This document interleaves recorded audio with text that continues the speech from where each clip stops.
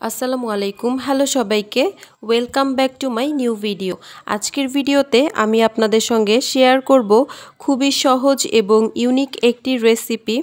আজকে আমি আপনাদের সঙ্গে শেয়ার করব কাঁচা পেঁপের মজাদার একটি ভর্তার রেসিপি।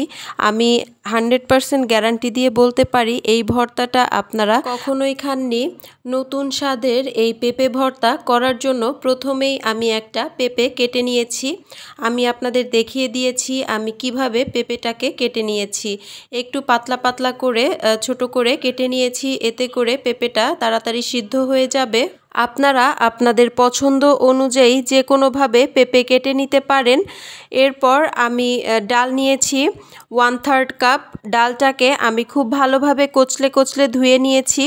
আমি এখানে মুসুর ডাল ব্যবহার করেছি, আপনারা চাইলে মুগ ডালও ব্যবহার করতে পারেন। দুইটা ডালের টেস্ট কিন্তু দুই রকম হবে। যতক্ষণ পর্যন্ত ডাল থেকে ঘোলা পানি বের হবে ততক্ষণ পর্যন্ত ডালটা পানি পাল্টে পাল্টে খুব ভালোভাবে ধুয়ে নিতে হবে।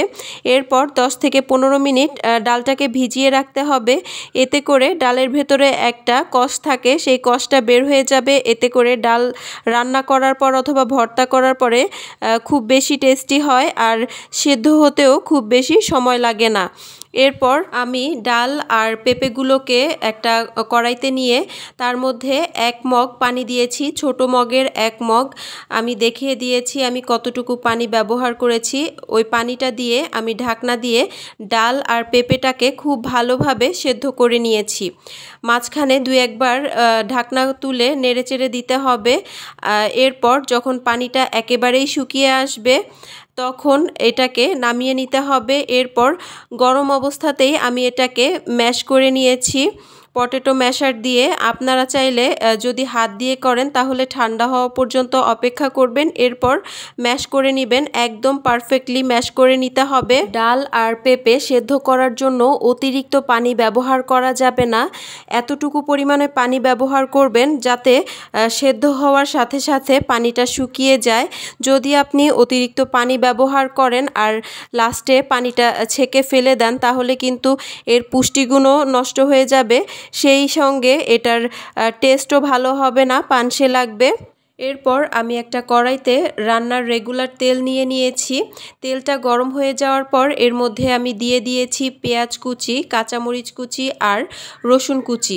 এরপর সব কিছুকে খুব ভালোভাবে নেড়েচেড়ে ভেজে নিতে হবে। একদম গোল্ডেন ব্রাউন কালার করার প্রয়োজন নেই। যখন কালারটা অনেকটাই চেঞ্জ হয়ে আসবে আর পেঁয়াজ, কাঁচামরিচ, রসুনগুলো নরম হয়ে আসবে তখন এর মধ্যে সামান্য কিছুটা ভাজা জিরার গুঁড়া আর সেই সঙ্গে আমি কিছু মরিচ এখানে টেলে রেখেছিলাম, তেল ছাড়া শুকনো অবস্থায় টেলে নিয়েছিলাম। আমি এখানে 4টা মরিচ ব্যবহার করেছি আর মরিচগুলো অনেক বেশি ঝাল, যার কারণে আমি এখানে 4টা ব্যবহার করেছি। আপনারা আপনাদের পছন্দ অনুযায়ী এখানে মরিচ নিয়ে নেবেন। এরপর মরিচগুলোকে আমি হাতের সাহায্যে একটু আধা ভাঙা করে নিয়েছি, খুব বেশি গুঁড়ো করিনি। আধা ভাঙা সেই মরিচগুলো দিয়ে দিয়েছি। এরপর একটু ভেজে নিয়ে দিয়ে দিতে হবে আগে থেকে ম্যাশ করে রাখা পেঁপে আর ডালের মিশ্রণটা। এরপর এর মধ্যে অ্যাড করতে হবে স্বাদমতো লবণ। আমি কিন্তু এর আগে যখন সেদ্ধ করেছিলাম তখন লবণ ব্যবহার করিনি, তখন লবণ ব্যবহার করার কোনো প্রয়োজন নেই। এই পর্যায়ে লবণ ব্যবহার করলেই হবে। এরপর এর সঙ্গে অ্যাড করেছি সামান্য একটু হলুদের গুঁড়া। এটা শুধুমাত্র সুন্দর একটা কালার আসার জন্য। হলুদের গুঁড়া দেওয়ার আগে দেখেছেন কালারটা কিন্তু অনেকটাই ফ্যাকাশে ছিল, এখন কিন্তু খুব সুন্দর একটা কালার চলে এসেছে। এখন খুব ভালোভাবে নেড়েচেড়ে এটাকে ভেজে নিতে হবে। অনেকটা সময় নিয়ে এটাকে ভেজে নিতে হবে যাতে করে হলুদের কাঁচা গন্ধটা চলে যায়। ভিডিওটি ভালো লাগলে ভিডিওতে একটি লাইক, কমেন্ট, শেয়ার এবং চ্যানেলটি সাবস্ক্রাইব করতে ভুলবেন না। আল্লাহ হাফেজ। Thanks for watching.